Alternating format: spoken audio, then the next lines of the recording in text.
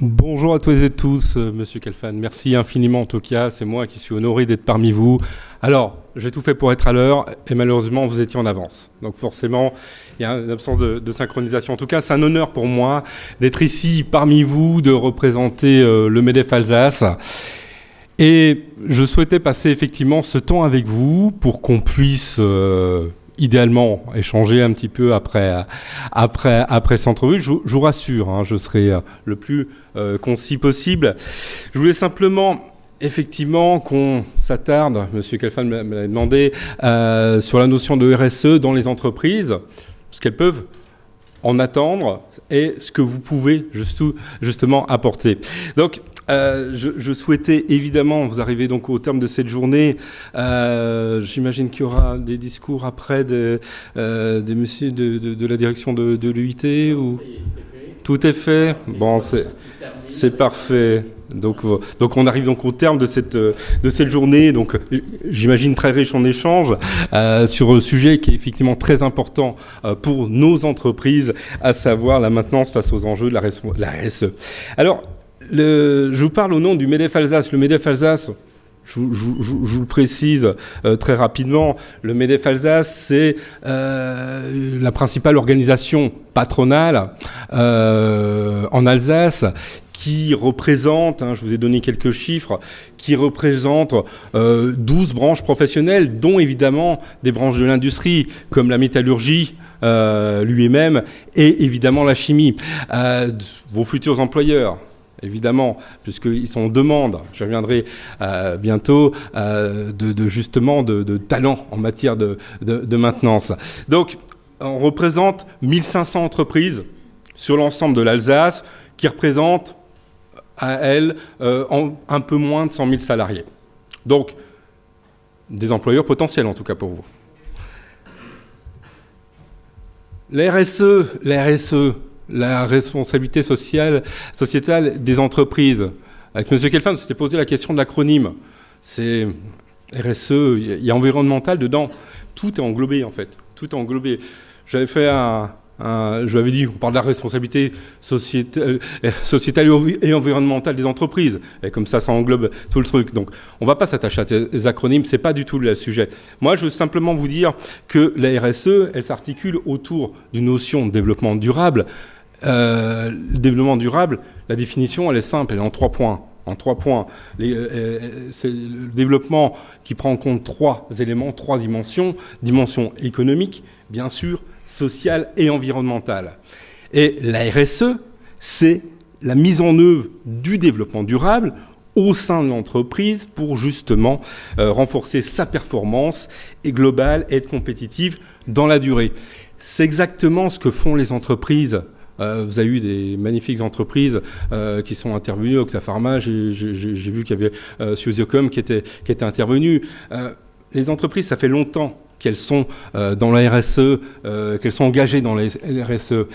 Pourquoi ? Parce que la RSE, elle favorise ce que je vous ai marqué, la prise en compte évidemment des enjeux sociaux, environnementaux, économiques de leur activité. Elle questionne leur stratégie, leur gouvernance, elles questionnent leurs procédures au sein des entreprises, elles questionnent leur stratégie, elles renforcent la cohérence, l'alignement entre leur modèle d'affaires et les différents protagonistes qui sont dans l'entreprise. Quels sont ces protagonistes ? Évidemment, les actionnaires qui cherchent de la durabilité, de la performance pour leur investissement, les clients qui sont de plus en plus sensibles à l'impact social et environnemental des produits et des services qu'ils consomment, et évidemment, vous, futurs salariés des entreprises, les collaborateurs qui souhaitent travailler dans une entreprise dont l'action est en ligne avec leurs valeurs. Donc, ces points-là sont parfaitement en phase d'alignement. Évidemment, nous accompagnons les entreprises dans leur démarche RSE. Nous avons fait un guide. Alors, c'est vrai qu'en matière de RSE, ce que vous faites aussi au quotidien, ce que vous allez faire quand vous allez entrer en fonction dans vos entreprises, évidemment, vous allez benchmarker les bonnes pratiques. Se nourrissent entre elles, les entreprises se nourrissent des bonnes pratiques en matière de RSE. Donc on avait un guide qui avait eu beaucoup de succès, justement pour mettre le pied à l'étrier de certaines TPE, PME qui sont moins outillées effectivement pour voir le spectre global de la RSE. Alors, on fait aussi un ressenti de la perception de la RSE ou des entreprises. C'est-à-dire qu'on essaye de voir quelles sont les attentes des entreprises, quelles sont les attentes de leurs salariés. Et je vous ai donné quelques exemples. Là, c'était les sujets qui étaient mis en priorité par les salariés des entreprises. Et on voit évidemment la santé et la sécurité au travail, la qualité au travail, l'éthique, l'environnement, mais on a 82% des salariés qui jugent prioritaire la responsabilité sociétale de leur entreprise. Alors le chiffre est relativement stable, mais on voit bien que les composantes de la RSE sont dans ce classement. Donc on est dans une phase d'alignement complète entre les salariés et les entreprises. Ce que démontre cet autre graphique, les sujets sont pour votre entreprise prioritaires. Alors encore une fois, santé et sécurité au travail, la QVT, l'égalité femmes-hommes, évidemment, l'éthique, la RSE intervient dans les priorités, dans les perceptions des entreprises. Mais simplement, on se rend compte qu'il y a un petit ressenti qui est un petit peu différent des fois entre les salariés et la perception qu'ils ont, mais on se rend compte qu'en matière d'environnement, par exemple, qu'une composante intrinsèque de la RSE, quels sont les sujets les plus importants pour vous et pour votre entreprise? Les salariés, on le voit, 73%, c'est le changement climatique. Pour leur entreprise, ils estiment que c'est à 43%, alors qu'effectivement, on est sur un secteur et une demande qui est particulièrement importante pour les entreprises. Sur la qualité de l'air, de l'eau et du sol, les salariés ont toujours la perception que les entreprises mettent prioritairement l'économie circulaire au centre de leurs préoccupations et la prise en compte de la diversité. Ce que je veux vous montrer à travers ces graphiques, c'est qu'il y a encore une petite différence de perception. Et ce qu'il faut, c'est qu'il y ait un alignement, évidemment. Mais cet alignement, on y arrive depuis des années. Les salariés adhèrent majoritairement aux valeurs de leur entreprise. On s'aperçoit qu'il y a plus de 58%, et surtout, et ça c'est le chiffre qui est le plus formidable, les 16-35 ans adhèrent à 68% aux valeurs de leur entreprise. Donc il y a une adéquation, il y a cette fameuse adéquation qu'on avait commencé à parler de RSE il y a une quinzaine d'années. On se rendait compte que des fois il y avait une perception, il y avait une méconnaissance, mais là on se rend compte que les planètes s'alignent.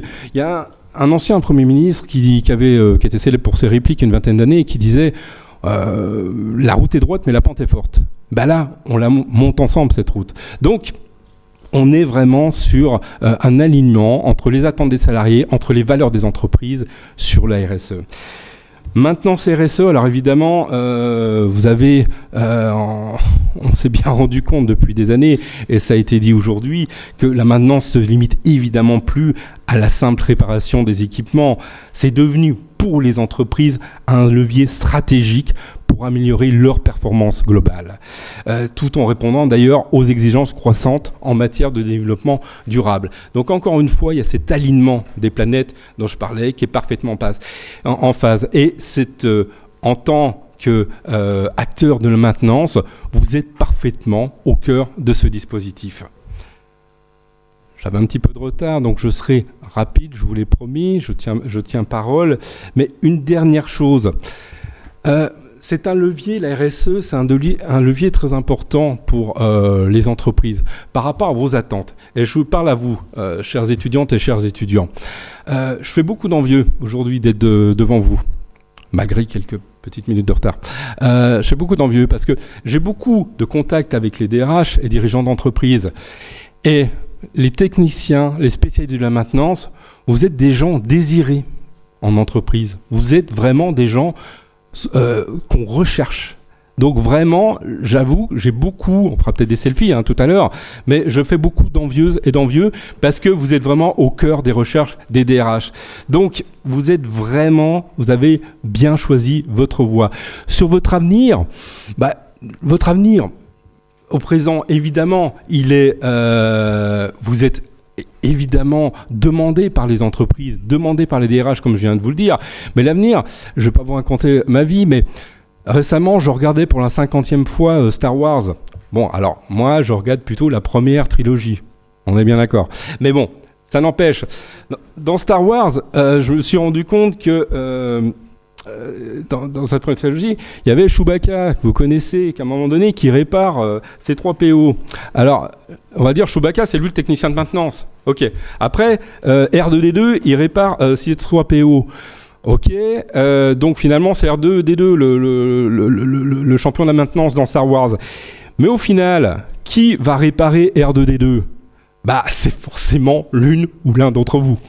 Donc, bravo, vous avez choisi une filière d'excellence, une filière d'avenir. Et pour ça, je voulais vous féliciter, vous remercier encore pour votre écoute. Et n'oubliez pas que les entreprises vous attendent. En tout état de cause, pour vos recherches de stage, n'hésitez pas à prendre contact avec moi via effectivement mon hôte. Donc n'hésitez pas, parce que vous êtes vraiment des gens recherchés et, comme je disais, désirés. Merci beaucoup pour votre attention.